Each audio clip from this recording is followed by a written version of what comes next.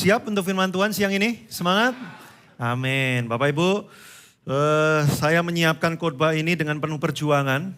Karena hari ini saya akan menyampaikan judul khotbah yang mungkin aneh bagi beberapa orang. Judulnya adalah Injil dan Stres, saudara. Waktu nyiapin ini lumayan stressful juga saya ya. Nah Bapak Ibu, saya merasa waktu menyiapkan khotbah ini tidak cukup 40 menit untuk saya menyampaikan. Jadi itu sebabnya sepanjang 1 minggu ke depan Bapak Ibu ikutilah saat teduh di Abalov App, aplikasinya Abalov Barat. Karena ada banyak penjelasan yang tidak sempat saya jelaskan di sesi hari ini. Jadi katakan sama kiri kananmu, bilang begini, pastikan kamu ikutan gitu ya. Bilang, pastikan kamu ikutan ya. Download aplikasinya Abalov App, selama 1 minggu ke depan Bapak Ibu setiap hari Anda ikut. Karena ada beberapa part yang saya tidak mungkin jelaskan lewat sesi hari ini hanya 40 menit. Kenapa saya memaksakan diri untuk menyampaikan topik Injil dan stres ini Bapak Ibu? Karena saya merasa ada sesuatu yang penting sekali untuk kita pahami. Nah mari kita mulai ya Bapak Ibu.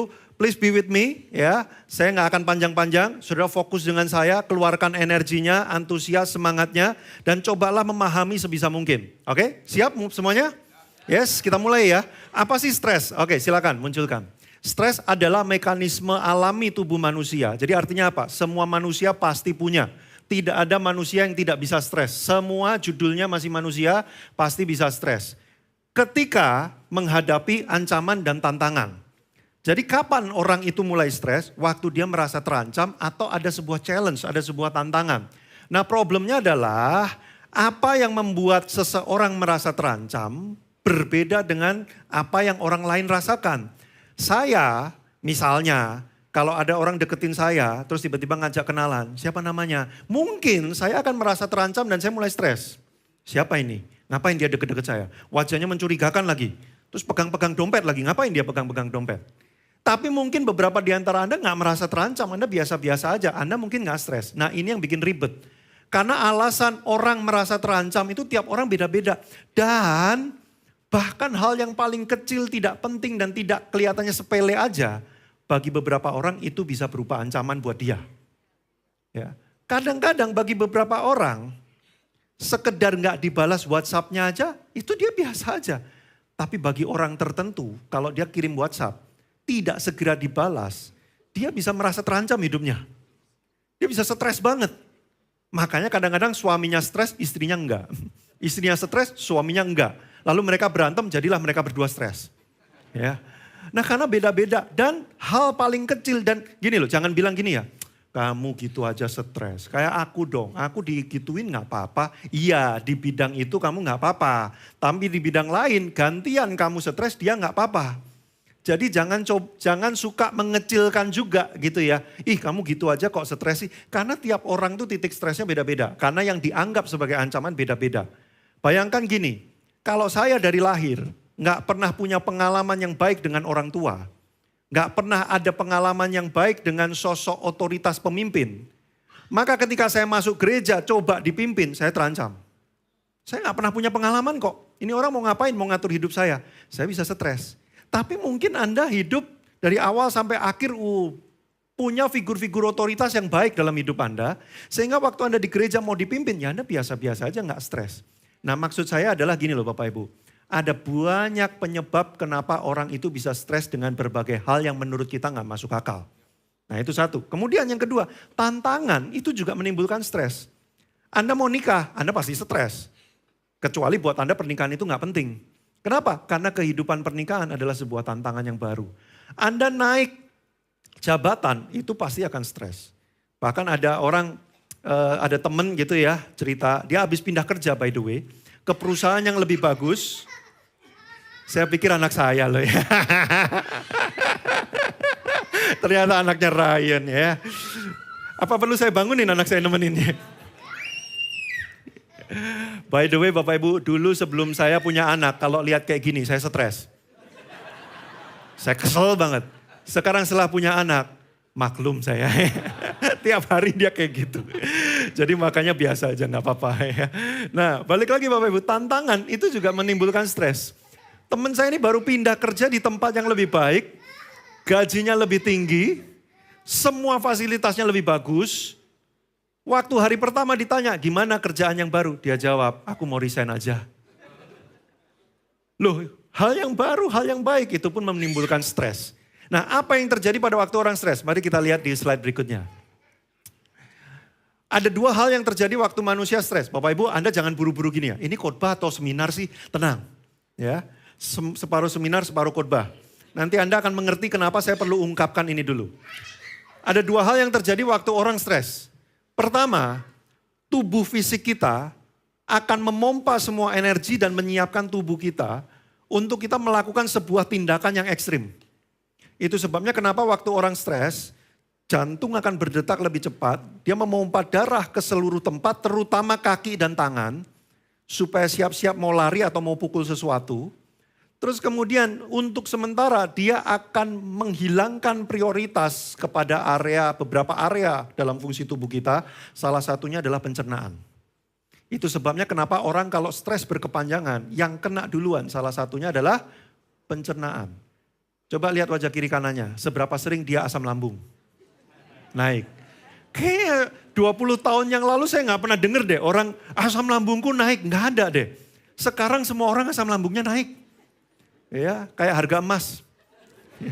Asam lambung naik terus, nggak pernah turun gitu ya. Kenapa? Karena memang waktu orang stres, tubuh kita itu memfokuskan kepada siap ready to action dan dia memotong beberapa hal untuk pencernaan dan juga untuk reproduksi. Itu sebabnya orang yang stres tidak berminat untuk berhubungan seks dengan pasangannya. Bukan dia frigid gitu ya, bukan dia impoten, tapi memang dia mungkin lagi stres gitu kan ya. Dan kalau penyebab stresnya adalah Anda, ya nggak mau lah dia hubungan seks dengan Anda. Kan gitu kan. Nah tapi Pak itu sering terjadi Pak, lah ya makanya ikutlah marriage empowerment kalau ada. Ya. Nah balik lagi, di bagian tubuh fisik itu yang terjadi. Tapi sebenarnya ini kondisi yang disiapkan untuk kita kalau ngadepi ancaman yang kelihatan. Contohnya dikejar oleh anjing gila. Maka tubuh Anda harus membuat kaki Anda berlari lebih kuat, tangan Anda siap untuk menangkis atau untuk melawan. Tapi seringkali yang bikin Anda stres itu kan nggak kelihatan, betul nggak Bapak Ibu? Kalau ada anjing gila kejar Anda stres ya wajar. Tapi seringkali yang bikin kita stres itu hanya ada di imajinasi kita. Tapi tubuh Anda sudah tense, sudah menegang, tubuh Anda sudah terlanjur mengalami situasi yang nggak oke, dan itu berkepanjangan, padahal cuma ada di kepala saja. Nah, yang kedua yang terjadi adalah secara psikologis, Anda jadi menyempit fokusnya, cuman lihat sumber masalah doang. Yang lain-lain Anda nggak lihat. Makanya makin orang itu stres, dia akan makin terjebak dalam stresnya. Karena yang dilihat cuman itu terus. Dia udah mulai gak bisa lihat janji Tuhan, dia gak bisa lihat ada teman-teman lain yang coba support dia gak bisa lihat kondisi lain. Yang dia lihat cuman itu aja, dia terjebak dalam kondisi stres. Makin panjang kondisi stresnya, makin dia akan terjebak di situ. Makanya ketahuan ciri-ciri orang stres, yaitu apa? Yang diomongin itu terus. Kalau Anda datang ke Komsel, ada orang curhat, hari pertama Komsel curhatnya itu. Nanti tahun depan masih itu, tahun depannya masih itu terus. Diajak ngomong yang lain, baliknya ke situ terus. Stres banget itu pasti. Ya. Gimana makanannya enak tadi? Nggak enak karena hidupku ini merana. Lah baliknya ke situ lagi. Ya, ayo kita jalan-jalan. Ngapain jalan-jalan kalau ujungnya hidupku merana? Ya, balik. Pasti stres banget itu orang. Dia nggak bisa lihat yang lain, dia cuma lihat itu aja. Gini loh Bapak Ibu, kenapa Tuhan menciptakan mekanisme stres dalam tubuh kita? Supaya kalau ada ancaman, tubuh kita siap, fokus kita cuma ke itu cepat selesai. Nah, baik kan maksudnya ya. Nah, tapi yang menjadi masalah adalah, boleh next. Fight or flight, nextnya lagi. Stres didesain sebenarnya hanya efektif untuk jangka pendek. Tidak untuk berlama-lama. Ada masalah, fokus, kekuatan muncul, cepat selesaikan, balik normal lagi. Tapi berikutnya, masalahnya manusia mampu dan suka memperpanjang dan bahkan memperbesar stresnya sendiri. Contoh, Anda datang ke kebaktian, sebelah Anda nggak kenal, nggak jelas orangnya siapa, tiba-tiba nyeletuk. Pak rambutmu kok aneh sih Pak. Kesel kan kita, nyolot banget ini kenal juga enggak. Terus pulang, sudah nggak ketemu sama orangnya, sudah peristiwanya udah lewat lama, tapi Anda masih stresnya masih. Anda di jalan tuh masih mikir, tuh orang siapa ya? Itu Komselnya siapa ya? Gua mau telepon PKS-nya deh.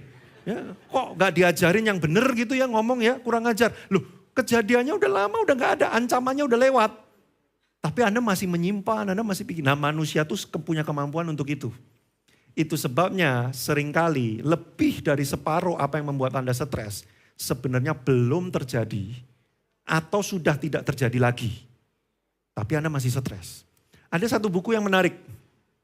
Judulnya Why Zebras Don't Get Ulcers.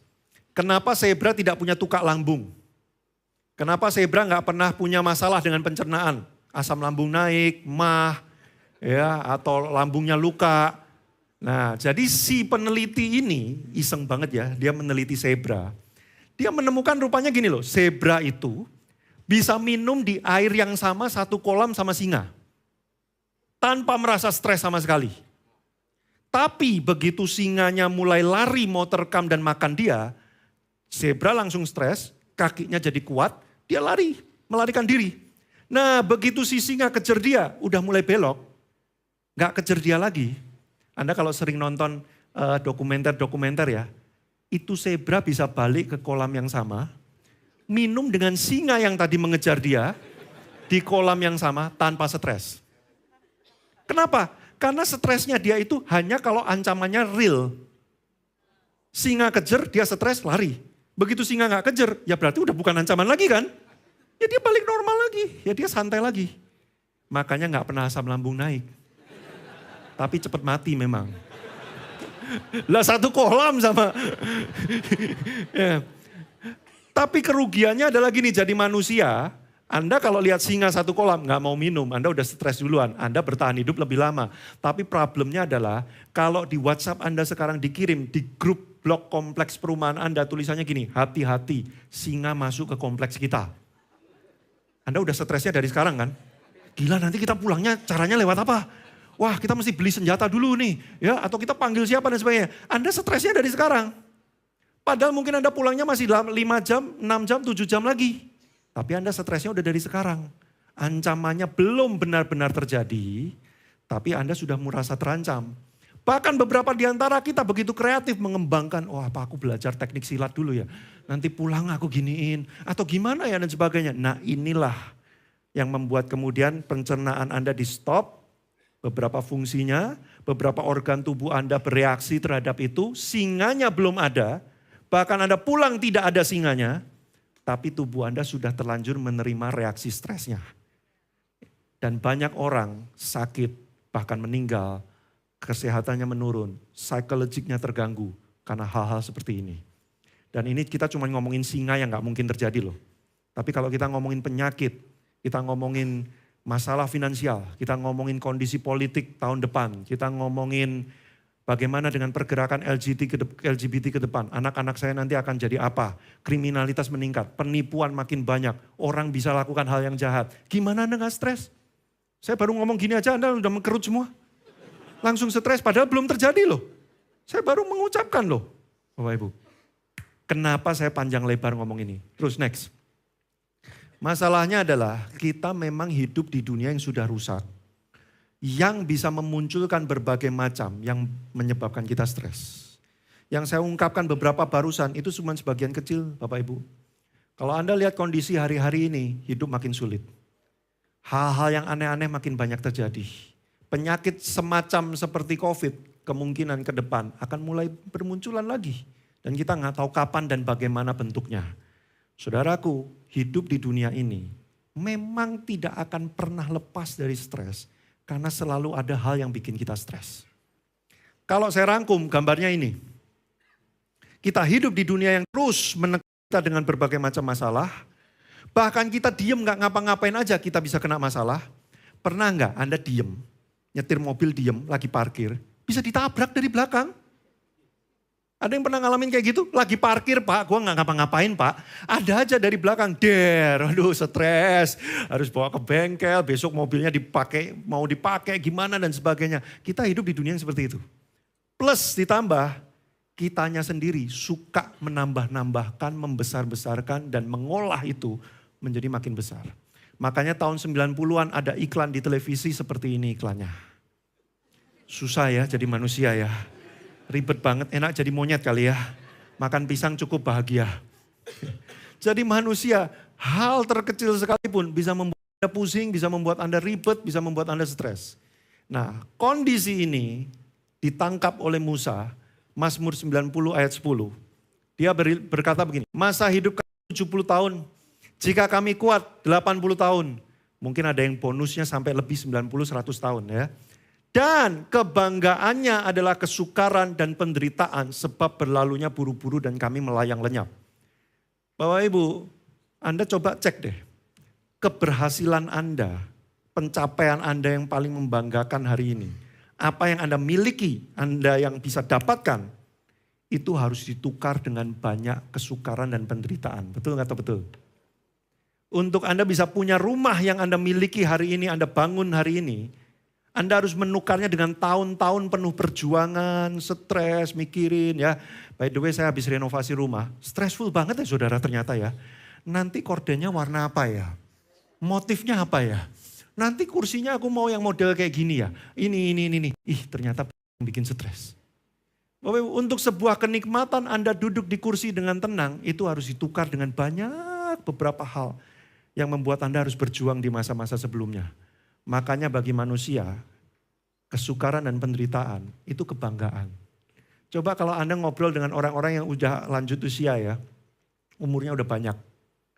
Cerita-cerita yang mereka banggakan apa? Perjuangan hidup. Dulu aku hampir mati dikerubut 20 orang. Ya, tapi akhirnya aku lolos. Mau mati kok bangga. Ya.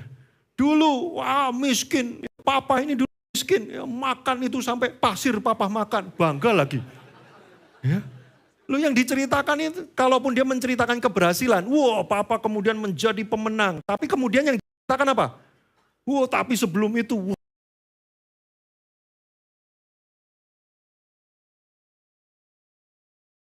ditukar dengan perjuangan penderitaan. Pengen dapat satu karung kebahagiaan, tuker penderitaannya lebih banyak lagi. Kalau nggak percaya, tanya tim musik. Untuk sesi 20 menit tadi, zeng. Berapa jam mereka latihan, berapa jam mereka harus tempuh perjalanan, berapa jam mereka harus korbankan di rumah untuk ngulik, dengerin, latihan, nyoba-nyoba lagi. Berjam-jam untuk 20 menit. Makanya tolong kalau present worship, tolong yang benar. Mereka ini udah berjam-jam latihan gitu ya. Terus kitanya kayak, apa sih lu gitu. Gitu kayaknya. Untuk sebuah khotbah saya menyusun sebuah slide seperti ini yang bikin Anda jadi ngerti. Saya berjam-jam rambut saya banyak yang rontok. Baca ini dulu, tanya sama grup penatua dulu, bener enggak saya, jangan sesat sayanya. Ini Bapak Ibu, untuk satu pencapaian yang Anda nikmati, Anda harus menukar dengan banyak. Kadang pengen makan satu mangkok bakso yang memuaskan aja, ditempuh juga tuh 1,5 jam perjalanan. Ada tuh sate kambing yang kalau ke puncak sampai dibela-belain. Ya paling 10 menit. Tapi 1,5 jam nyetir, pulangnya macet-macet lagi. Hidup manusia, susah ya jadi manusia ya. Pengkhotbah menulis ini dengan sangat bagus. Pengkhotbah 2 ayat 4-11. Saudara ketawa itu karena sedih melihat realita, iya ya benar juga gitu ya. Kita mentertawakan kehidupan. Boleh dimunculkan multimedia ya. Ini yang nulis nih ya, orang yang paling kaya pada zamannya, yang punya segala-galanya yang diinginkan oleh semua orang. Dia bilang gini, aku melakukan pekerjaan besar, mendirikan rumah-rumah, bukan mendirikan rumah, mendirikan rumah-rumah. Berarti banyak rumahnya. Menanami kebun-kebun anggur, terus mengusahakan kebun-kebun dan taman-taman, menanaminya dengan rupa-rupa pohon buah-buahan. Soalnya ada orang yang pelega stresnya itu berkebun. Ya, kalau lagi stres nyiramin tanaman, ya, rupa-rupa tanaman, ya, ada lidah mertua, ya, ada cabai rawit sepedas mertua.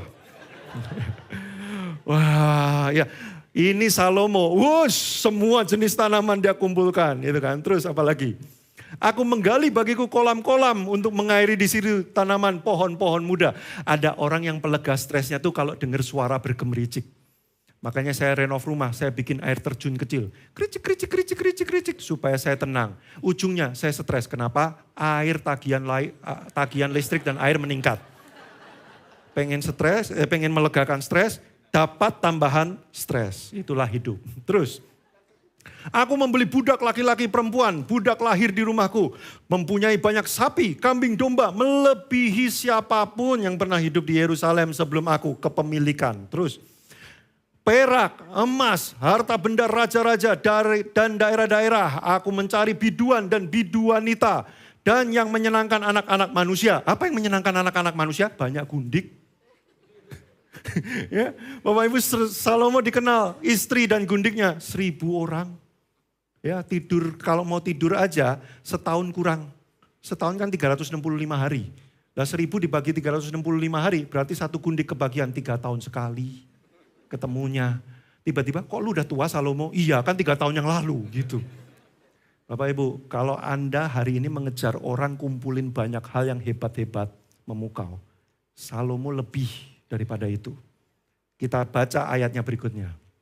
Dengan demikian aku jadi besar, bahkan lebih besar dari siapapun yang pernah hidup di Yerusalem sebelum aku. Dalam pada itu hikmatku tinggal tetap. Aku gak bego loh, aku juga pinter loh. Selain aku punya semuanya, aku mengumpulkan pengetahuan-pengetahuan. Ih kurang hebat apa ini orang. Tapi ujungnya, lagi, ini bagus nih. Aku tidak merintangi mataku dari apapun yang dikehendaki. Aku tidak menahan hatiku dari sukacita apapun. Sebab hatiku bersukacita karena segala jerih payahku. Itulah buah segala jerih payahku. Artinya apa?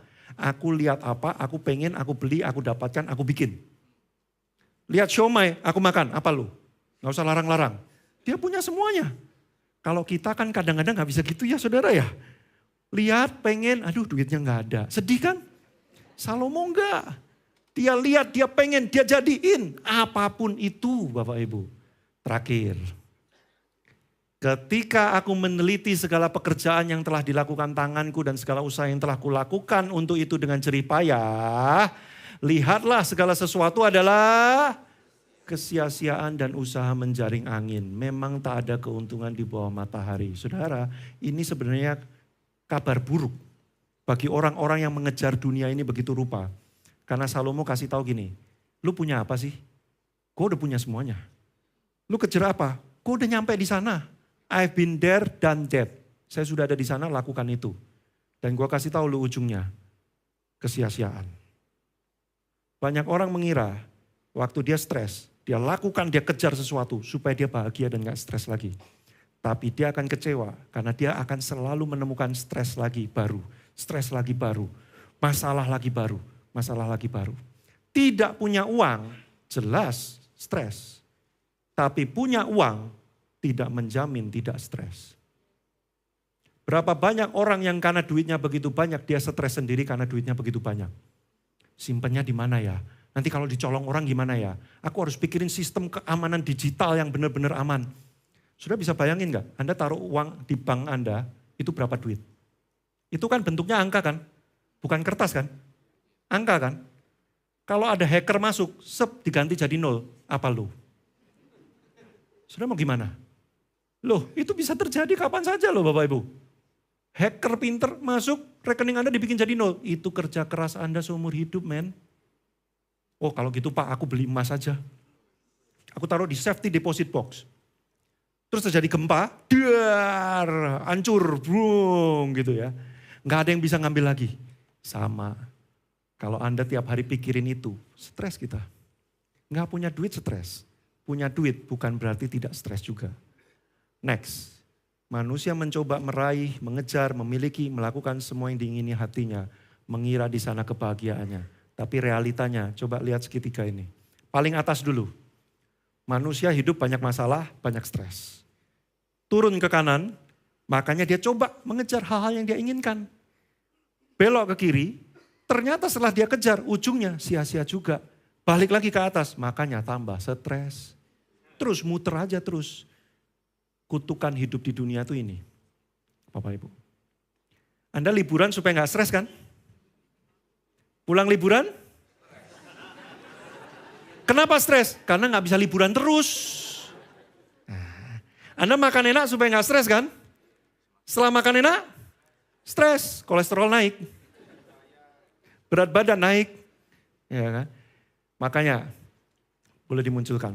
Apapun yang dilakukan manusia untuk menolong dirinya sendiri, di saat yang sama menyebabkan manusia menciptakan sumber stres yang baru. Beli mobil baru, seneng gak? Seneng. Habis itu dibaret orang, stres. Ya, apalagi, sebutkan aja. Punya handphone mahal, baru beli, seneng. Dibanting sama anak, stres. Nggak sengaja jatuh, der pecah, stres. Selalu ada. Usaha kita untuk membahagiakan diri sendiri selalu ada dari dunia ini yang menggagalkannya. Makanya pertanyaannya gini, Bapak Ibu, saya menghabiskan kurang lebih 25 menit ngedabrus kalau orang Jawa bilang. Ngomong soal stres dan betapa hopelessnya kehidupan di dunia ini. Tujuannya apa? Muaranya ke pertanyaan ini. Jadi mesti gimana dong? Solusinya apa? Lah kalau hidup kayak gitu terus ngapain hidup? Lah ya itu yang ditulis pengkhotbah. Anda PR-nya Bapak Ibu nanti tolong deh baca kitab pengkhotbah pasal 1 sampai 12. Anda akan melihat dia ngomong gini loh. Kamu mau ngapain pun ujungnya sia-sia buat apa? Bahkan dia mengatakan gini Bapak Ibu. Dia membangun kerajaannya sehebat itu dia bilang buat apa? Habis aku mati gak ada yang nikmatin. Yang nikmatin orang lain. Kaisar Tiongkok pertama, dia kalahkan 6 kerajaan digabung jadi satu, namanya sekarang Tiongkok atau Cina. Kaisar pertama ini nggak mau mati, dia pengen menikmati kekuasaannya selama-lamanya. Dia kirim pasukannya, orang-orang yang paling pinter yang dia miliki ke seluruh dunia untuk cari obat hidup abadi. Perdana menterinya kasih dia usul, bos kalau mau hidup abadi minum ini, yaitu apa? Air raksa. Saudara sekarang ketawa karena saudara tahu air raksa itu apa. Tapi pada zaman itu mereka nggak tahu air raksa itu apa. Kaisar ini lihat, ih keren ya, warnanya perak, terus bentuknya aneh gitu ya. Mungkin kalau aku minum ini aku akan hidup abadi. Dia minum itu, nggak lama kemudian dia gila, lalu kemudian dia mati. Siapa yang menikmati kerajaannya setelah itu? Perdana menterinya yang ngasih dia air raksa. Begitu berlelah payah kaisar ini membangun kerajaan yang hebat. Mati tragis. Perdana menterinya yang gak bersusah payah menikmatinya. Itu ditulis di kitab pengkhotbah. Jadi solusinya apa? Yes, Roma 1 ayat 16. Karena Injil adalah kekuatan Allah yang menyelamatkan setiap orang. Bapak Ibu gini, yang percaya kepadanya, sorry itu kurang. Setiap orang yang percaya kepadanya. Bapak Ibu gini, tanpa pertolongan dari Tuhan, menjalani hidup di dunia yang seperti ini, kita akan sangat tertekan. Mencoba pengen bahagia cuman sebentar saja, habis itu berjuang lagi. Sudah ngerasa gak sih? Bahagiamu itu cuman sebentar, habis itu berjuang lagi. Ntar happy sebentar, berjuang lagi. Saya ngerasa loh Bapak Ibu, terutama setelah punya anak. Saya main sama anak saya ya, Ilo ya. Enggak, ini bukan curhat, artinya saya menyesal punya anak. Enggak. Saya sangat senang punya anak. Tapi saya mau menggambarkan realita hidup ini. Saya main-main sama anak saya, ketawa-ketawa, kurang lebih 10-15 menit. Tapi setelah itu, nanti saya harus sabar sama dia bikin ulah ini, dia kadang-kadang gak mau diajak makan, itu lebih dari 15 menit, itu bisa 1 jam. Artinya kebahagiaan saya cuma 15 menit, harus dilanjutkan dengan perjuangan lagi. Bahagia bentar, berjuang lagi. Bahagia bentar, berjuang lagi. Makanya Dewa 19 bikin lagu. Hidup adalah perjuangan tanpa henti-henti. Padahal bukan lagu rohani ya, tapi Alkitabiah ya. Itu hidup kita Bapak Ibu. Tanpa Tuhan menolong kita, betapa menderitanya hidup dijalanin kayak gitu. Tanpa ada Injil, kekuatan Allah yang menolong kita. Terus apa harapanmu hidup dengan cara kayak gitu? Dan manusia gak bisa menolong dirinya sendiri. Saya kan udah gedabrus dari tadi udah memaparkan sama saudara. Apapun yang kita lakukan pada ujungnya kita gagal. Jadi engkau butuh Injil, engkau butuh kekuatan Allah yang menolong dan menyelamatkan. Pertanyaannya boleh dimunculkan. Bagaimana cara Allah menyelamatkan kita dari kehidupan yang penuh stres ini? Ada 37 tips yang saya sudah siapkan. Karena Anda langsung tegang, saya potong aja tinggal 3 aja. Saya ngomong 37 kayak langsung, ya Pak banyak banget Pak. Ya udahlah saya potong 3 aja. Pemain keyboard dimanapun Anda berada, tunjukkan pesonamu. Bagaimana cara Allah menyelamatkan kita dari stres? 1, kita baca ayatnya, Wahyu 21 ayat 1 sampai 4. Tim multimedia bantu munculkan ayatnya. Waktu saya baca ini Bapak Ibu, sambil bayangin. Bapak Ibu, saya akan bacakan ayatnya, Anda sambil bayangkan.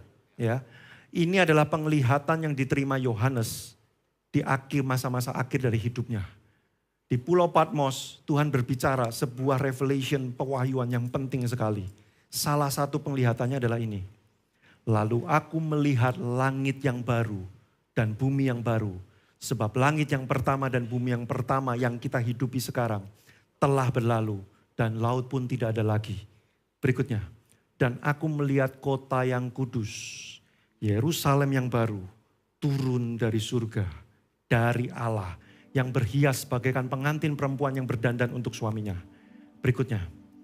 Lalu aku mendengar suara yang nyaring dari tahta itu berkata, lihatlah, kemah Allah ada di tengah-tengah manusia. Dan ia akan diam bersama-sama dengan manusia. Mereka akan menjadi umatnya dan ia akan menjadi Allah mereka. Berikutnya. Dan ia akan menghapus segala air mata dari mata mereka. Dan maut tidak akan ada lagi. Tidak akan ada lagi perkabungan, ratap tangis atau duka cita. Sebab segala sesuatu yang lama yang bikin stres, penderitaan dalam jiwa, tekanan, kesukaran, penderitaan, perjuangan itu telah berlalu. Boleh dimunculkan gambarnya. Bagaimana cara Tuhan menyelamatkan kita dari stres? Yang pertama adalah Dia memberikan masa akhir, tidak untuk selama-lamanya kita akan menjalani hidup yang seperti ini. Apa yang paling ditakuti manusia Bapak Ibu Saudara? Maut, kematian. Banyak manusia berusaha menghindari kematian. Kayak seolah-olah hidup itu enak-enak amat aja. Hidup juga gak enak-enak amat, tapi mati juga mengerikan. Terjepit di antara dua sisi. Makanya ada istilah, gimana tuh istilahnya? Mati segan, mati tak segan, hidup tak mau. Wih, terima kasih Pak Stefanus. Kebijaksanaannya menyerupai Salomo. Hidup gak enak, mati kok yang ngeri juga. Ya kan? Tapi Tuhan Yesus tuh keren banget. Inilah kabar baik, inilah Injil. Dia mengubah maut menjadi pintu menuju kemenangan di mana tidak ada penderitaan selama-lamanya di situ. Makanya Bapak Ibu saya tadi khotbah di umum 1. Umum 1 kan agak beda ya sama umum 2 ya Bapak Ibu ya. Kalau umum 1 ya nggak usah dijelaskan lebih panjang. Ya, yang datang usianya lebih banyak gitu aja maksudnya. Ya. Kadang-kadang gini loh Bapak Ibu, Anda nggak perlu menyongsong pintu kematian. Nggak usah sengaja-sengaja, oh kematian di mana sengatmu, kita menyongsong. Nggak perlu. Tapi kalau suatu hari Bapak Ibu Saudara berhadapan dengan maut, itu bukan maut lagi. Itu adalah pintu menuju kemenanganmu. Makanya bagi orang Kristen, maut tidak menakutkan sebab maut telah dikalahkan. Itu sebabnya, hei maut, di manakah sengatmu? Kamu tidak menakutkan lagi.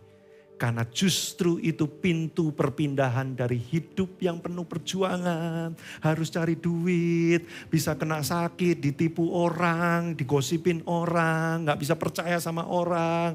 Ya, dianggap jelek, dihina, direndahkan, dimaki dan sebagainya. Di depan maut, yang adalah bukan maut tapi adalah Kristus. Dia berkata gini, sabaslah hei hambaku yang setia. Sudah selesai. Nggak perlu lagi kamu berjerih lelah lagi. Masuklah kepada kemuliaan tanpa penderitaan selama-lamanya. Injil, kekuatan Allah yang menolong kita berpindah dari hidup yang fana penuh penderitaan kepada tempat tanpa air mata dan sukacita selama-lamanya. Jadi kalau hari ini engkau sedang berjuang dan engkau merasa tertekan jiwamu, bilang sama jiwamu gini, enggak selamanya kamu akan seperti ini. Kuatkan, hei kuatlah hei engkau jiwaku. Tidak selamanya engkau seperti ini. Satu saat Tuhan akan membawa kamu kepada kehidupan yang kekal bersama dengan Dia. Pertanyaannya, apakah kamu punya Yesus di pintu itu?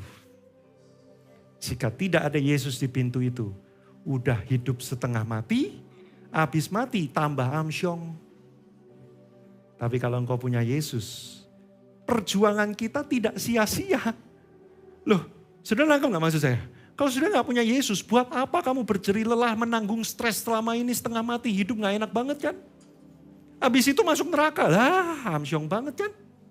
Tapi kalau kau punya Yesus, penderitaanmu tidak sia-sia. Kamu menahan, kamu berjuang, kamu tetap berusaha, hidup benar walaupun susah. Walaupun stres melayani Tuhan, ada beban, ada tanggung jawab. Harus mengasihi orang kayak khotbah Kak Hendy minggu lalu. Mengasihi orang sulit sekali. Stres kadang-kadang. Tidak sia-sia. Karena pada akhirnya Tuhan bilang, masuklah hambaku yang setia. 1. Tapi Kak, itu kan nanti kalau udah mati. Masalahnya sekarang nih, saya juga lagi stres nih sekarang. Masa saya tunggu mati dulu baru bebas? Yang kedua, ayatnya. Damai sejahtera kutinggalkan bagimu. Damai sejahtera kuberikan kepadamu. Dan apa yang kuberikan tidak seperti yang diberikan oleh dunia kepadamu. Itu sebabnya jangan gelisah dan gentar hatimu. Boleh dimunculkan gambar yang kedua. Tuhan tahu bahwa kamu masih harus menjalani hidup di dunia ini dan tidak mudah. Tuhan tahu hidup di dunia ini masih ada banyak beban yang harus ditanggung. Ada banyak kesusahan yang harus dijalani. Kesukaran dan penderitaan adalah kebanggaannya. Itu sebabnya kalau Anda baca nanti di saat teduh. Tolong sekali lagi minggu ini jangan lewatkan saat teduh dengan Abba Love App. Anda akan baca satu pasal di bagian ini yang bunyinya begini. Aku tidak akan meninggalkan kau yatim piatu. Yatim piatu itu tanpa ayah, tanpa ibu. Tuhan tidak tinggalkan kamu seperti itu. Sekalipun secara fisik kamu mungkin sudah yatim piatu. Bahkan mungkin sejak engkau lahir ayahmu sudah tinggalkan kau. Bahkan kau sejak lahir ayah dan ibumu kamu gak tahu mereka siapa karena kau dibuang oleh mereka. Tapi Tuhan tidak pernah tinggalkan kita yatim piatu. Artinya apa? Sekalipun hidup ini mungkin berat dan sulit untuk dijalani, kamu tidak menjalaninya dengan sendirian. Dan damai sejahtera yang Tuhan berikan lewat Roh Kudus yang tinggal di dalam diri kita. Ini bicara tentang Roh Kudus Bapak Ibu. Damai sejahtera yang diberikan itu siapa? Lewat Roh Kudus. Makanya saya katakan Roh Kudus menyertai dan menghibur dalam kesesakan. Bedanya gini loh Bapak Ibu. Dunia bisa memberikan ketenangan gak? Bisa, tapi kamu harus punya banyak duit. Kamu harus pegang duit banyak dulu, hatimu tenang. Kamu harus dikelilingi orang-orang kuat, koneksimu jenderal, baru kamu tenang. Berapa banyak orang yang bisa kayak gitu? Loh kalau untuk jadi tenang, tabunganmu harus 100 miliar. Berapa banyak orang yang bisa punya tabungan 100 miliar? Gimana yang gak punya? Apakah mereka gak boleh tenang? Di dalam Kristus, kamu gak harus punya segala-galanya untuk menjadi tenang. Di dunia ini, ketenanganmu harus ditukar dengan mahal sekali. Tapi di dalam Kristus, ketenanganmu datangnya karena Roh Kudus yang menghibur. Itu sebabnya orang Kristen, engkau bisa kalah, engkau bisa gagal, engkau bisa jatuh, engkau bisa salah, engkau bahkan bisa direndahkan dan ditipu orang. Tapi hatimu akan tetap tenang pada waktu engkau punya Roh Kudus yang menghibur engkau. Saya tahu ini tidak mudah, tapi untuk itulah Tuhan ada dan mengirim Roh-Nya bersama dengan kita. Sejak saya tahu ini Bapak Ibu, hati saya lebih tenang. Simple, saya itu orangnya overthinking. Gampang stres saya itu Bapak Ibu. Kelihatan rambut saya makin habis kan. Badan kurus, rambut habis. Ya. Bapak Ibu, setelah saya tahu ini, dulu sebelumnya saya gini. Kalau saya khotbah gitu ya. Terus saya lihat kayak jemaat kayak gak terinspirasi. Ya, semua wajahnya kayak flat gitu ya. Saya ngelucu gak ada yang ketawa. Saya gak ngelucu mereka ngetawain gitu ya. Saya bisa turun-turun tuh kayak stres banget. Aduh Tuhan aku gak sanggup, aku gagal, aku gak mampu dan sebagainya. Sejak saya tahu ini Bapak Ibu ya. Oh kalau Abba Love Barat mah baik jemaatnya. Saya ngomong apapun Anda amin aja ya. Abba Love Barat mah mantap. Tapi ada beberapa gereja yang saya layani. Kadang-kadang saya bingung ini gereja apa kuburan. Saya ngomong gitu sudah. Wah saya pulang-pulang Tuhan aku gagal. Kayak Elia itu loh. Tuhan aku tidak lebih baik dari nenek moyangku. Menyalahkan diri sendiri gitu ya. Pulang Tuhan aku gagal. Saya inget ini ya. Wan kenapa kamu stres? Ya. Keberhargaanmu, hidupmu itu bukan di tangan kamu sendiri. Tapi di tanganku, di hatiku. Kamu mau jungkir balik kayak apapun. Di hadapanku, engkau yang terbaik. Aku mengasihi engkau apa adanya. Roh Kudus ngomong gitu. Saya langsung tenang Bapak Ibu. Kalau dulu saya kayak gitu, saya akan langsung ngomong sama penatua Pak Alfian. Pak Alfian saya gak usah khotbah lagi. Saya gak sanggup khotbah saya jelek. Saya bisa gitu dulu. Tapi sekarang tenang. Bapak Ibu, mungkin rumahmu gak semewah orang lain. Kamu sudah berjuang tenaga, stres, pengen bangun rumah. Gak kesampaian-kesampaian juga. Memang dunia ketenangannya mahal. Tapi kalau engkau bawa, caranya gimana? Ini ayatnya nih, ini ayatnya. Serahkanlah khawatirmu kepada Tuhan, maka Ia akan memelihara engkau. Tidak untuk selama-lamanya dibiarkannya orang benar itu goyah. Serahkan. Apa sih yang bikin kamu stres hari-hari ini?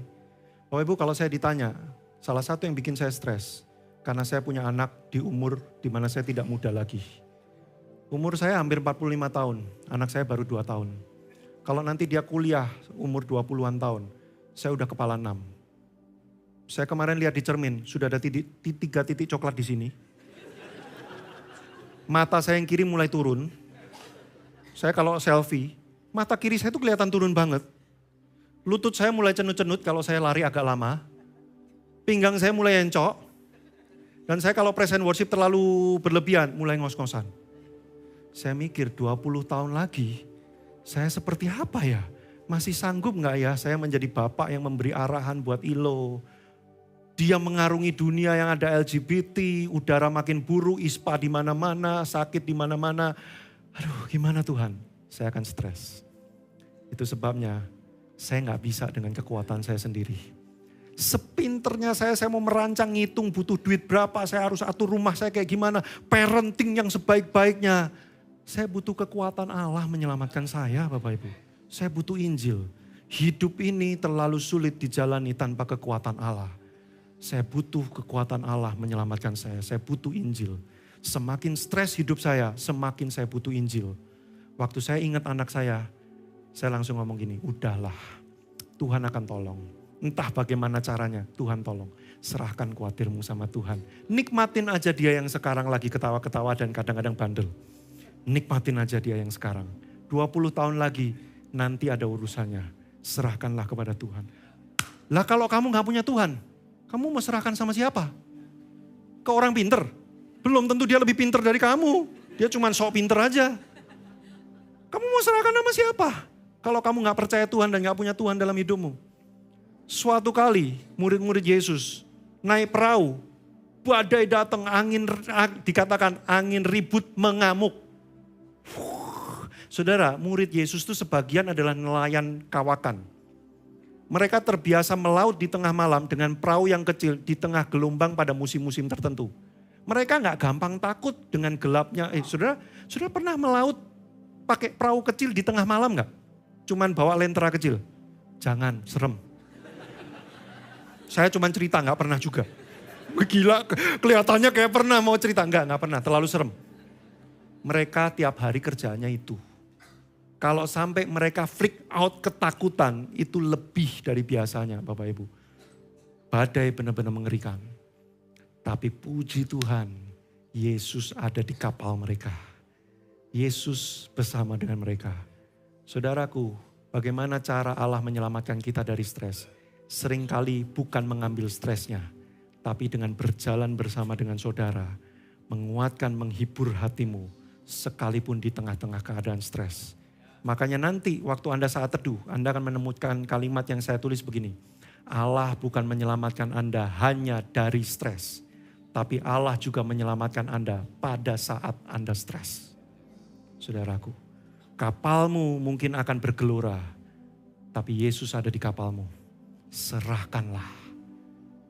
Sepanik-paniknya murid-murid Yesus walaupun lagi gelo-gelonya, yang mereka ingat hari itu adalah, Yesus bangun, tolong kami. Puji Tuhan, Yesus ada di situ. Kalau enggak, mereka mau lari pada siapa? Mereka mau teriak pada siapa? Pertanyaannya, apakah di kapal hidupmu hari ini ada Yesus? Kalau ada Yesus, aman. Sekalipun kau stres, serahkan. Makanya ayat berikutnya, 1 Petrus 5 ayat 7. Serahkanlah segala kekhawatiranmu kepadanya. Ini adalah Petrus mengutip kalimat Daud di Mazmur tadi. Tapi perbedaannya di sini. Kalau di Mazmur tadi dikatakan, maka Allah akan memelihara kamu.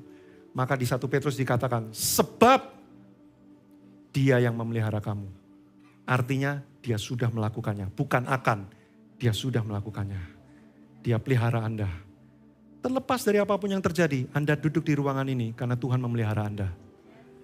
Jadi kalau Dia pelihara Anda selama ini, Dia akan tuntaskan pemeliharaan Anda sampai terakhir. Sampai memutih rambutmu, aku tetap menggendong engkau. Aku tidak keberatan dan mau melakukannya sepanjang masa.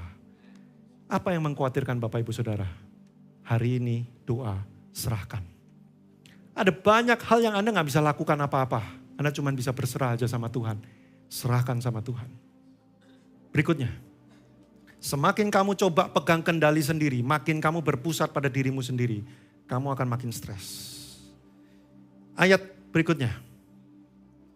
Cukuplah kasih karuniaku bagimu, sebab justru dalam kelemahanlah kuasaku menjadi sempurna. Sebab itu Paulus lebih suka bermegah atas kelemahannya dia, supaya kuasa Kristus, kekuatan Allah yang menyelamatkan, Injil itu turun menaungi. Bapak Ibu, cara Tuhan menyelamatkan kita dari stres, satu, dia membuat ada periode habisnya. Lalu ditukar dengan kehidupan yang kekal dalam sukacita. Dua, dia menyertai dan menghibur, menguatkan, menuntun kita saat kita stres. Tiga, gambarnya dimunculkan, gambar terakhir. Dia ubah titik kelemahanmu, titik stresmu, menjadi titik di mana kamu akan melihat Tuhan di situ. Ih, Bapak Ibu, keren gak sih? Waktu saudara hidup lagi baik-baik aja, saudara lihat Tuhan yang memberkati.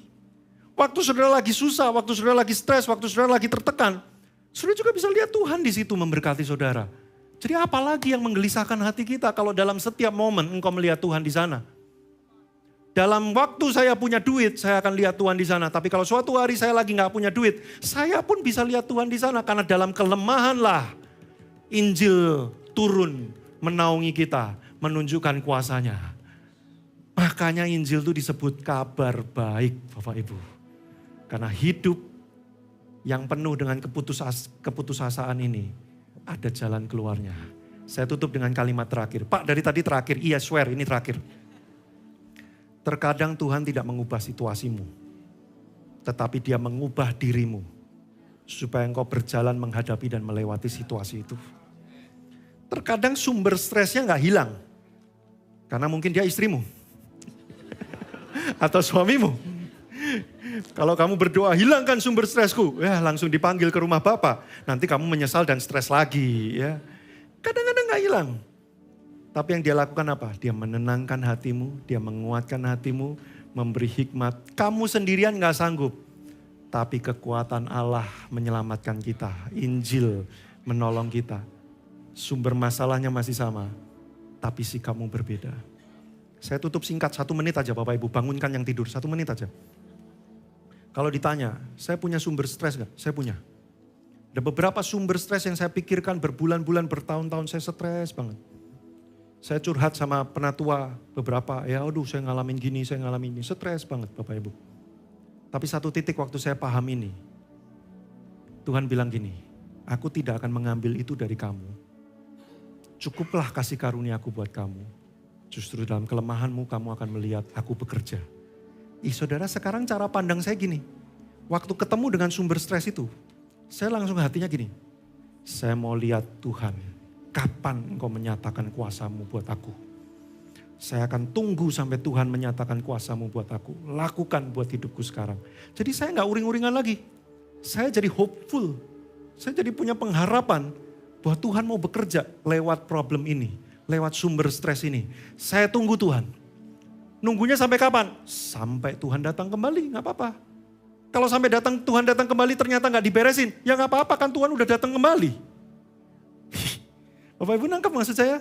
Hidup saya jadi penuh pengharapan walaupun dunianya masih sulit dan bahkan bertambah makin sulit. Semoga Anda menangkap maksud saya Injil dan stres maksudnya apa. Bahwa kita akan selalu terperangkap dalam dunia yang stressful ini. Tapi Injil kekuatan Allah datang menolong kita, menguatkan kita. Sebentar tim worship akan nyanyi satu lagu Bapak Ibu. Waktu nyanyi ini saya ajak Bapak Ibu Saudara berdoa. Angkat hatimu, serahkan apa yang mengkhawatirkan buat engkau. Kamu stres karena apa sih? Karena kamu belum dapat jodoh terus kamu stres? Atau karena kamu terlalu cepat dapat jodoh kamu stres? Atau kamu merasa jodohmu salah kamu stres? Belum punya anak stres, punya anak stres, gak punya duit stres, punya duit juga stres. Apa yang membuat kamu tertekan hari-hari ini? Serahkanlah. Maka biarkan Roh Kudus menguatkan kita pada hari ini. Mari datang di hadapan Tuhan.